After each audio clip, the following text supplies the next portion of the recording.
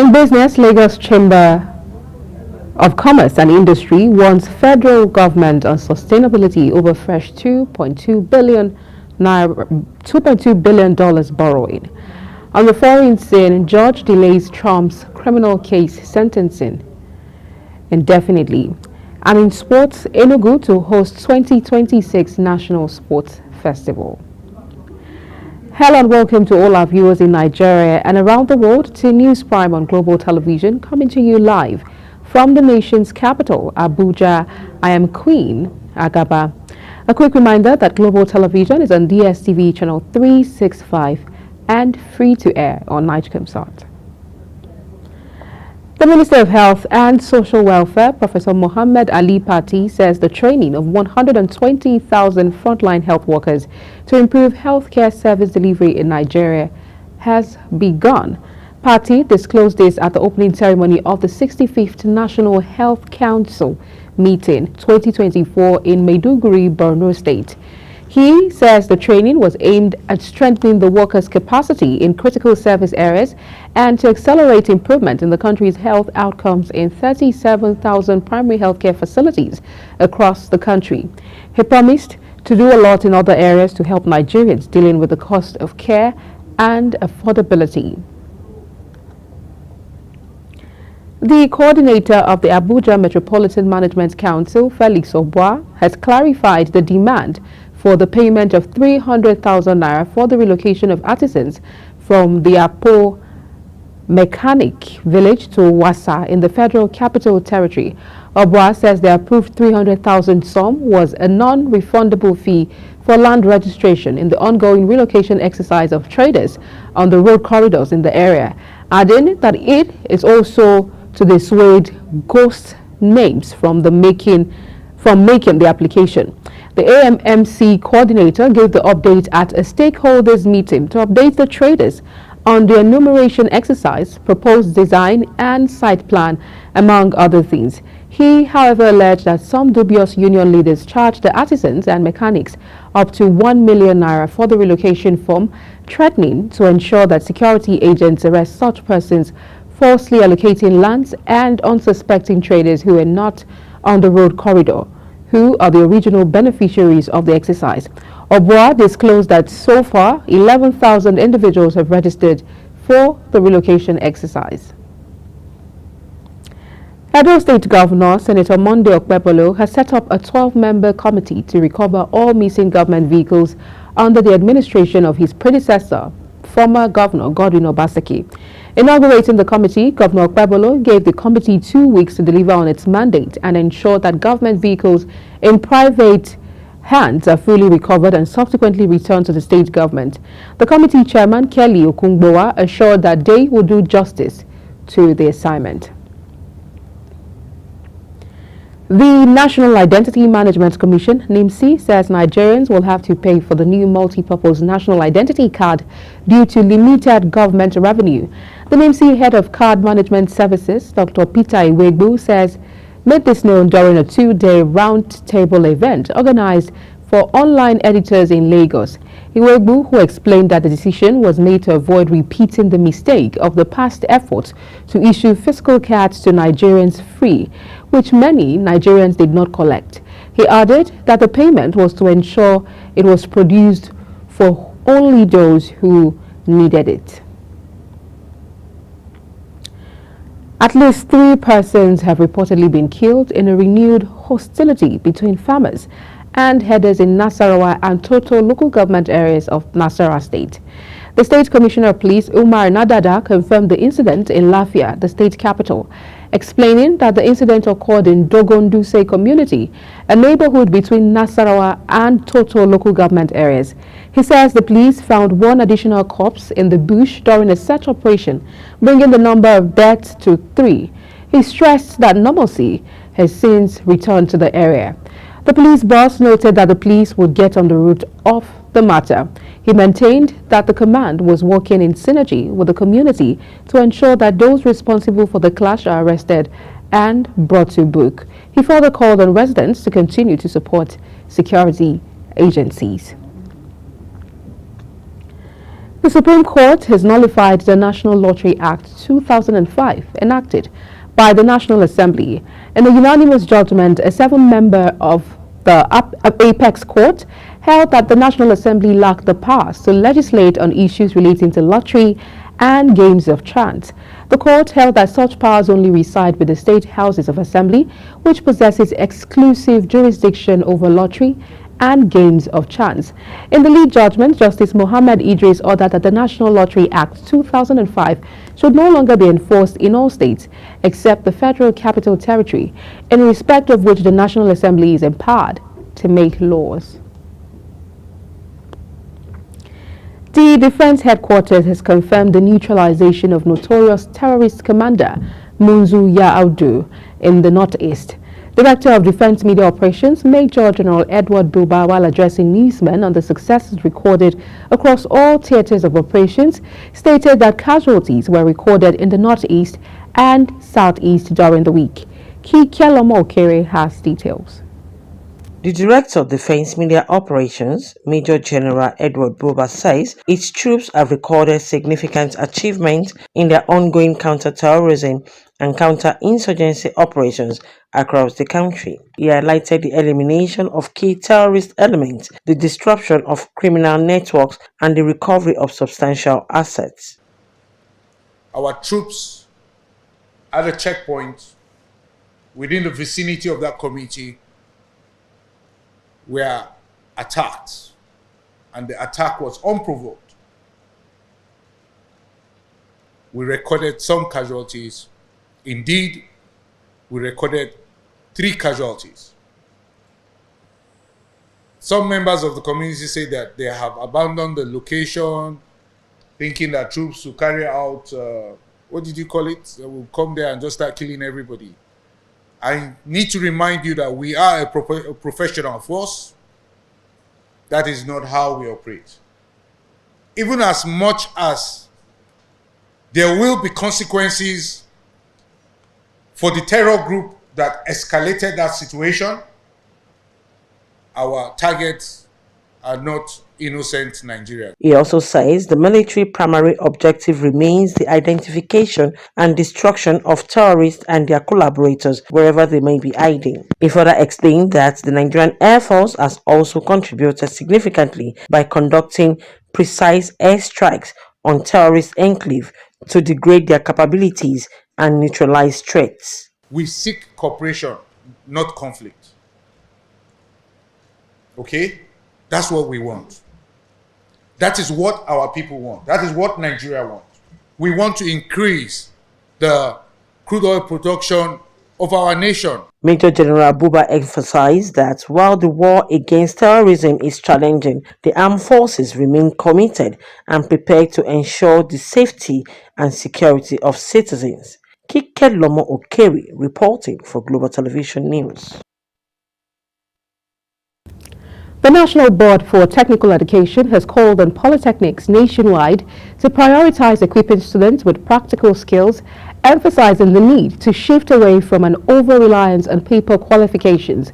This call was made by the Executive Secretary of the MBTE, Professor Idris Bugaje, during a one-day retreat for members of the National Assembly Committees on Higher Education and TETFund in Abuja. In his remarks, the chairman of the Senate Committee on Tertiary Institutions and TETFund, Muntari Danduse, echoed this sentiment, urging Nigerian polytechnics to adopt a skill-first approach. Drawing lessons from countries such as China, Danduse highlighted ongoing legislative efforts aimed at enhancing the capacities of polytechnics to foster industrial development. The Defense Headquarters has expressed excitement over the arrest of the factional leader of the Indigenous People of Biafra, IPOB, Simon Ekpa, and 4 others by the government of Finland over terror-related activities. The DHQ hopes they would be repatriated to Nigeria to stand trial for the violence in the southeast. The reaction of DHQ to the arrest came as both the presidency and IPOB kept mum on the development. Recall that Simon Ekpa had on several occasions claimed responsibility for the Monday sit-at-home in the region and the killing of persons by those described as unknown gunmen. A local report in Finland says Ekpa was remanded in custody by the district court on suspicion of public incitement to commit a crime with terrorist intent. Meanwhile, the indigenous people of Biafra, IPOB, has distanced itself from Simon Ekpa, the self-acclaimed Prime Minister of Biafra government in exile, who was arrested in Finland alongside 4 others over terror-related activities. According to the Finnish police, Ekpa was arrested on suspicion of public incitement to commit a crime with terrorist intent, while the 4 others were arrested for financing a terrorist crime. In a statement, IPOB spokesman Ima Powerful accused Ekpa of recruiting violent criminals to destabilize the southeast region. IPOB also disowned Ekpa, stating that he has never been a registered member of the group. In the same vein, the Enugu state government has lauded the arrest of Simon Ekpa by Finnish authorities. It described Ekpa as a terrorist and criminal with no regard for the well-being of the Igbo people. A statement issued by the Secretary of the State Government, Professor Chidiebere Onya, expressed the administration's readiness to present evidence against Ekpa, who the government accused of exploiting and destabilizing the southeast region. The Finland-based separatist was arrested and remanded in custody by a district court in Lahti on charges of terrorism, a development that the state government believes will enhance peace and stability in the region. The Senior Staff Association of Nigerian Universities, SANU, at the Ondo State-owned University of Medical Sciences, UNIMED, has accused the institution's management of financial recklessness. SANU alleges that the university's management allocated over 65 million naira for the 10th anniversary celebration while neglecting pressing staff welfare issues. In a communique issued after a Congress meeting, SANU chairman Comrade Oluwaseyi Abayomi described the expenditure as insensitive amidst economic challenges, calling on the university management to prioritize staff welfare over unnecessary spending. UNIMED spokesperson Isaac Oluyi, in response to the allegations, dismissed it as baseless, accusing the union of bypassing internal conflict resolution mechanisms. The 34 House of Representatives members who sponsored the bill to amend the 1999 Constitution to provide for a 6-year single term for the president have resolved to reintroduce the bill. Ikenga Ugochinyere says this in a statement in Abuja following the rejection of the bill on November 21st during plenary. It is reported that the bill sought the introduction of a 6-year single term for the president and local government chairman. And the bill sought zonal rotation of presidential and governorship seats, as well as holding all elections in one day. Ugochinyere, however, says that all hope was not lost on the bill, as more consultations would be done.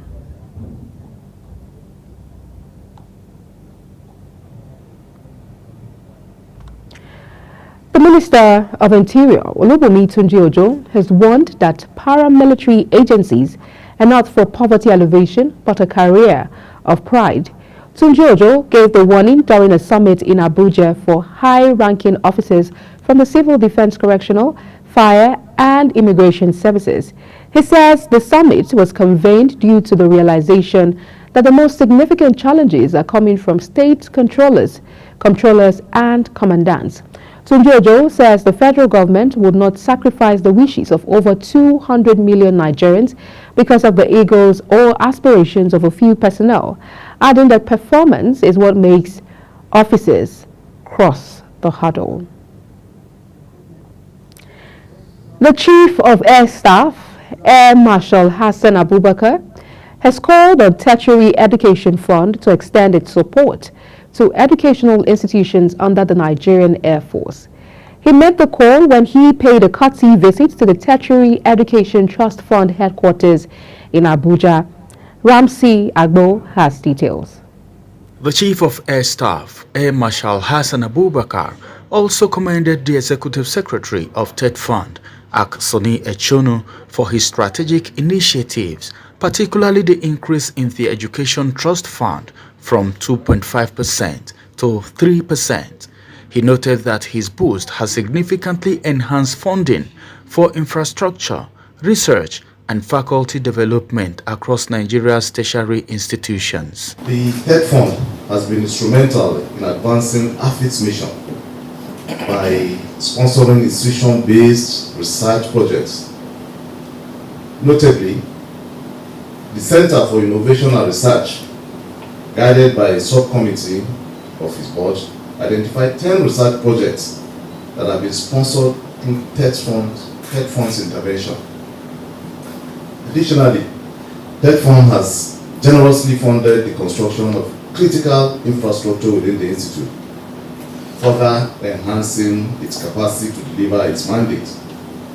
Furthermore, the fund provides annual interventions across multiple areas, including ICT development, library enhancement, entrepreneurship, and staff training and career enhancement.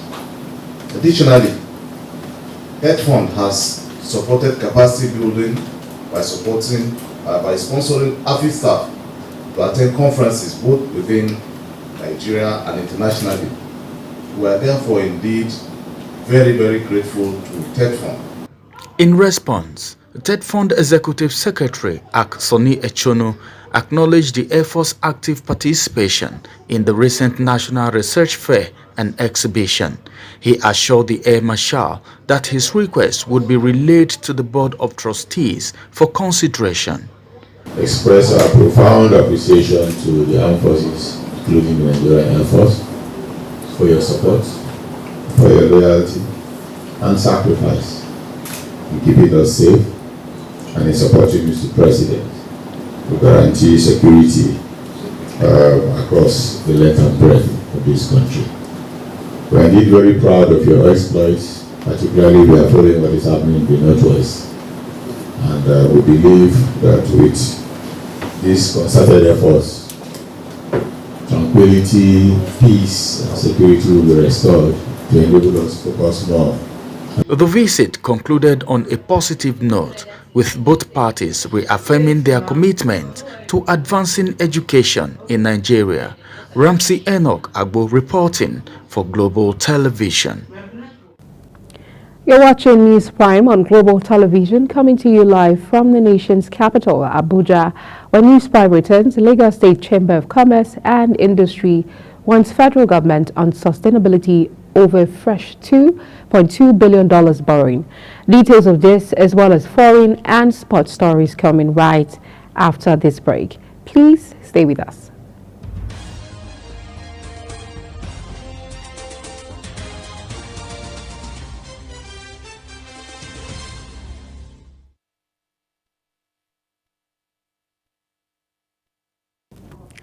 Many thanks for staying with us. If you've just joined us, this is Global Television bringing you live broadcast of the News Prime.